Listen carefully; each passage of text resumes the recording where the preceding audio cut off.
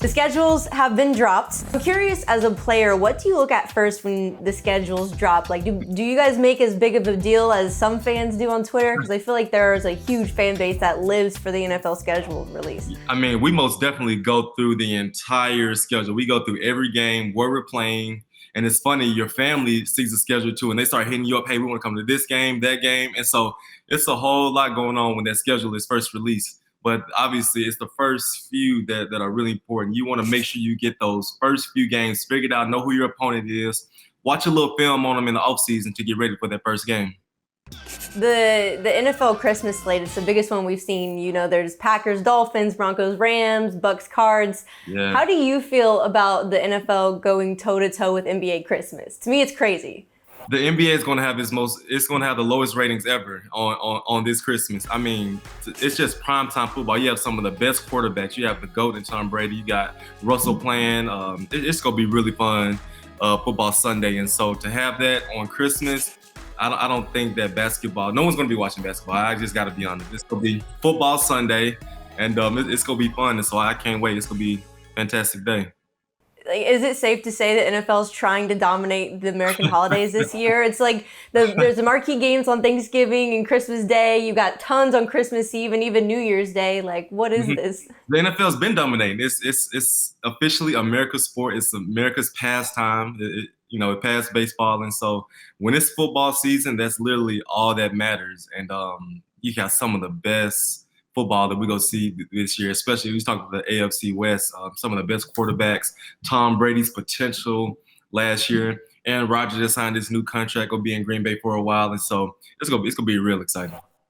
Of course, the best teams get the primetime games and even get the most primetime games. The poor Lions didn't get any primetime games this year. I'm curious, as a player, how would you feel about that? Or even hearing about it or just seeing it on your schedule? Like, as a player, how would you feel?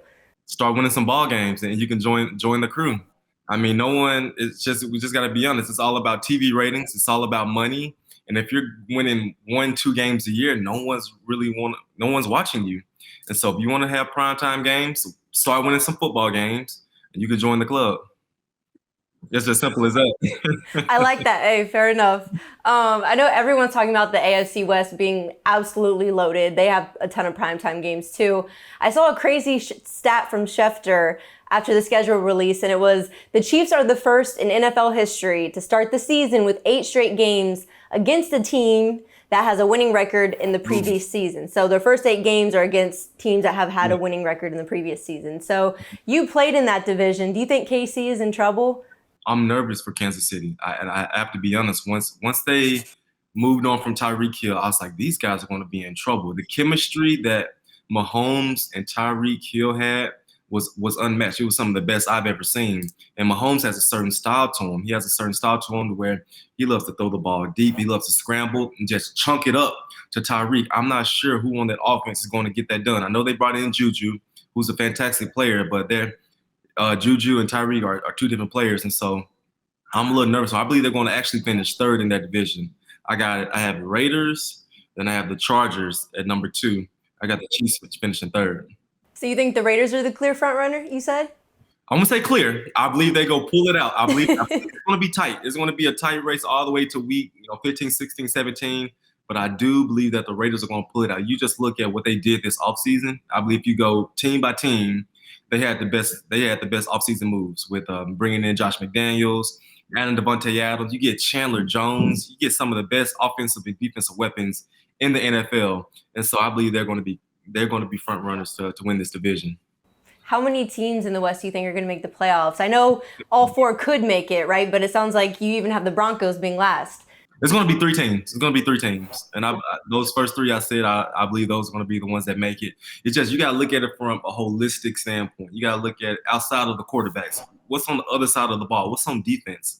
And I just look at the defenses, and I just believe that the Broncos, they have some pieces, but I don't know if it's going to be enough to slow down these weapons in this division. And so it's going to be tight, but only 3 are going to make it. Okay, so Broncos versus Seahawks, week 1, Monday Night Football in Seattle. Hmm. What was your first reaction when you saw that on the schedule, and how do you feel like what are you going to expect with the 12s? Do you think they're going to cheer for Russell? Do you think they're going to boo him? What do you think is going to happen? When I first saw it, I was kind of upset. This is a game that I wanted to see build up. I want to see this game around October, November. Let this build up and just, get Russell excited, get the Seahawks fans excited to have him come back into town. So NFL, they messed that one up. However, when he does get there, he won't be booed.